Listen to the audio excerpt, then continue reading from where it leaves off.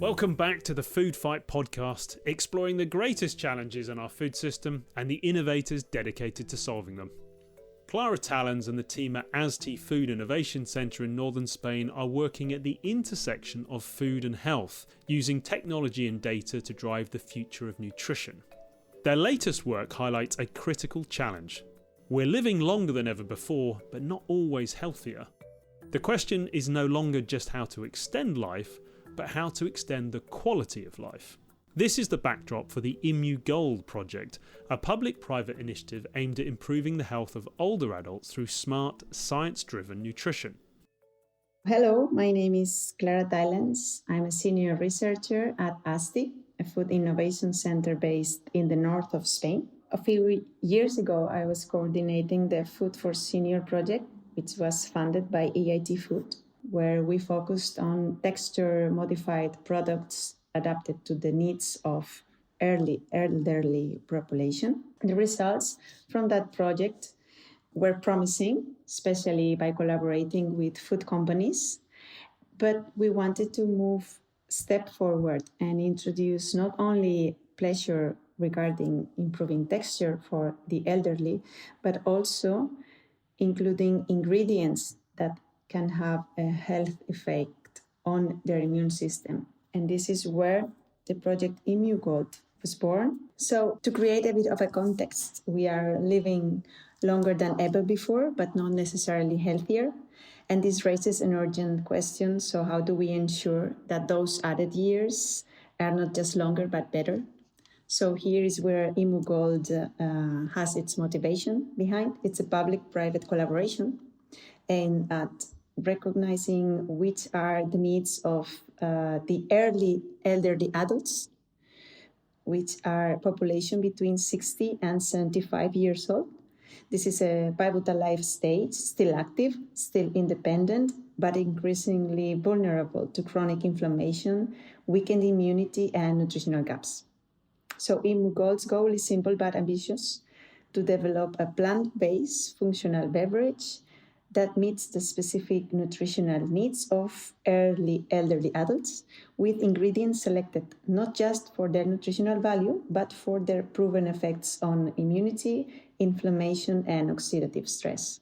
In Spain, actually, we have a high rate of population between this group. What ImmuGold wants to be, it's not only one single solution related to an alternative to a pharma or a medicine. What we want to create, it's a proof of concept to show that innovation in food systems can be smart, inclusive, and data-driven, and focus on impact. So we can create new value for the food industry while also delivering value for public health, because we can improve health through nutrition. We are facing a future where 1 in 4 Europeans will be over 65 by 2050. So this is not a crisis, it's an opportunity, but only if we act now to create solutions that help people age well, not just longer. And in that context, nutrition is like a frontline tool. So the ImmuGold project shows that food can do more than feed, because it can prevent, protect, and promote well-being. So through careful formulation and science-based ingredient selection and clinical validation, we can build a product that doesn't just follow market trends, but leads with purpose. So to understand what makes ImmuGold innovative, we have to start with a challenge that every food developer faces, but few talk about, which is: how do you choose the right combination of ingredients, not just for taste, but for function? So how do you ensure that the plant-based drink, which is actually our prototype in here, delivers on its health promise? So this is where data science and machine learning comes in as a first step. And at the core of ImmuGold, there is a computational modeling approach developed by AZTI. So instead of starting with trial and error in the lab, we begin by analyzing massive data sets on the nutritional composition, techno-functional properties, even environmental impact, and health-related bioactivity of hundreds of ingredients. Then we integrate data from open access nutritional databases, scientific literature, supplier data, and even results from our own previous experiments. And then we use predictive models to simulate how combinations of ingredients might behave, not only in terms of nutritional content, but also in terms of processing stability, sensory acceptance, and most importantly, potential health impact, particularly on the immune system of the elderly. So this allows us to make science-informed decisions about what to include in the formulation and, just as importantly, what not to include. For example, the models can tell us how sensitive certain vitamins or polyphenols are to industrial processes like UHT treatment, helping us anticipate nutrient losses and plan accordingly. So once the best candidate ingredients are identified, we move into the formulation phase, led by Costa, which is a Spanish company specialized in plant-based beverage development. And here we create the lab-scale prototypes, adjusting variables like the base matrix, oat, almond, pea, the functional ingredient dosages, very important, texture, and flavor. We will perform the nutritional and physicochemical characterization, stability testing, and sensory analysis, including with older consumers to ensure real-world acceptability. And then the top performing prototypes will be then scaled up in pilot industrial trials using Costa's facilities and applying food safety protocols, of course. 2 versions of the beverage will be produced, a control without the functional ingredients, and the final formulation enriched with our selected nutrients. And these will be packaged identically to maintain the double-blind conditions in the clinical trial. And finally, we will enter the validation phase coordinated by the University Rovira Virgili, who will conduct a randomized double-blind placebo-controlled study in 110 early elderly volunteers to test the effects of the beverage on chronic inflammation and the immune function. So during the clinical trial, we will measure outcomes that are related to immunity. So we will also determine which is the baseline, because since the project started, what we have carried out is a systematic review, especially on what has been done previously. And to be honest, it has been really, really hard to organize that information because many trials related to immunity include participants that are sick, and this is not the case. So we want to target a group that is actually healthy, but is vulnerable to this kind of disease or chronic inflammation, infections, slow recovery from illness, and a higher risk of diseases like cardiovascular disorders, etc. So by consuming this product and also in a particular dose and in a particular period of time, they should have less risk of getting these diseases. The dose is everything, and the product would be formulated to be like a glass, 250 milliliters, but we will also take into account safety. So if they take 2 glasses and there is no risk of having an extra dose of vitamin or a particular mineral. And for sure, education is everything.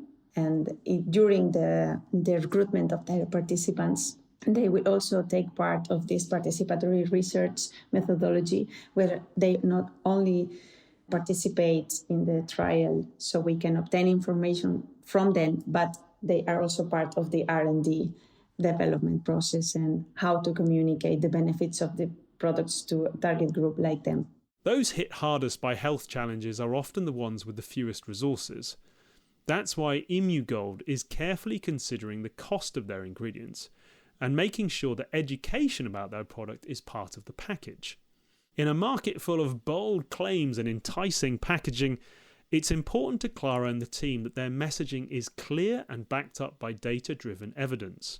For ImmuGold, the success of their product will ensure that the future of elderly health isn't solely on the shoulders of the healthcare system. Something that we have also taken into account when selecting the ingredients, because in some of the trials that were actually effective in the past, what the nutrient that was given to the participant was either a supplement or a sacket of really expensive microorganisms to constitute the probiotic drinks. So what we wanted to do is to create a product with ingredients that are sources of, because the higher the purity of a compound, the most expensive is the product. But you can reach the required amount of particular nutrients that gives you the right to put the claim in your product by introducing sources of this nutrient. But this requires a lot of calculations and also a lot of trust on the ingredient suppliers. We will always recommend companies where we work with to select this type of ingredients only if they have been approved by EFSA or if they have been tested in a clinical trial. EFSA is the European Food Safety Agency.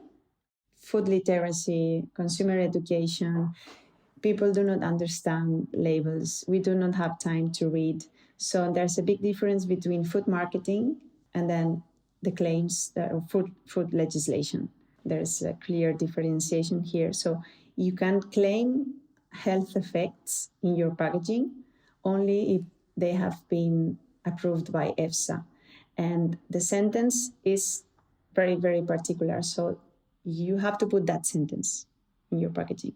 You can say it improves or it keeps to maintain, etc. But around that, there is a whole world of food marketing, and then a lot of not even letters, even a symbol can create confusion. The stomach and the hand, and looks like it's good for your digestive system, but if you don't put it in a sentence, you are not breaking the law. So for us as an innovation center, and especially science-based innovation center, when we're speaking about food product development, it's very important that we align science, in this case clinical trials results, with legislation. So right now we're in the formulation and industrial trial stage, right? So we have selected the ingredients. We are then contacting with the suppliers, analyzing the different technical specification of the ingredients. Then we enter the formulation step. A pilot prototype should be ready by the end of this year. Then the formulation needs to be also very, very defined, because the other colleagues from the University of Rovira and Virgil who will conduct the clinical trial, they have to undergo the ethical committee. So this is another milestone here, because this committee from the university needs to approve the ethical aspects of our trial, and they need to know the composition and the suppliers, and then you cannot change anything from there. If it gets approved, this is the formulation that goes to the clinical trial. But also the prototype needs to undergo scalability. So if you have it at lab scale, you have to be able to produce it at industrial scale, especially when there is a food company involved, in this project. So by the end of 2027, we should have the final prototype ready, the ethical committee approved, and carry out the clinical trial, which will take 12 weeks with 110 early elderly population, and then time to analyze the results and provide recommendations, even some claims for the product by the end of 2027. It would be great if in 5 years' time. So the future of health doesn't just belong to hospitals or pharmacies. It also belongs to supermarkets, to kitchens and daily habits. I would say that would be my main purpose, and I would be super happy if, as a researcher, I can contribute to that, to democratize the health effects of functional foods. The ImmuGold project offers a bold idea that a carefully designed functional food could help older adults strengthen their immunity and live a healthier later life. But turning scientific concepts into everyday products is never straightforward. Clinical trials will test the claims, and only time will tell whether results live up to the ambition. What is clear is that nutrition will play a central role in how we approach ageing in the decades ahead, and ImmuGold are hoping to provide a key solution in supporting health and easing the burden of healthcare systems in the future. Thank you to everyone for tuning into this week's episode. This has been the Food Fight Podcast. If you'd like to find out more, then check out the EIT Food website at www.eitfood.eu and join the conversation via the hashtag EIT Food Fight on our LinkedIn channel at EIT Food. And of course, if you haven't already, please hit the follow button so that you never miss an episode. Thanks everyone, see you next time.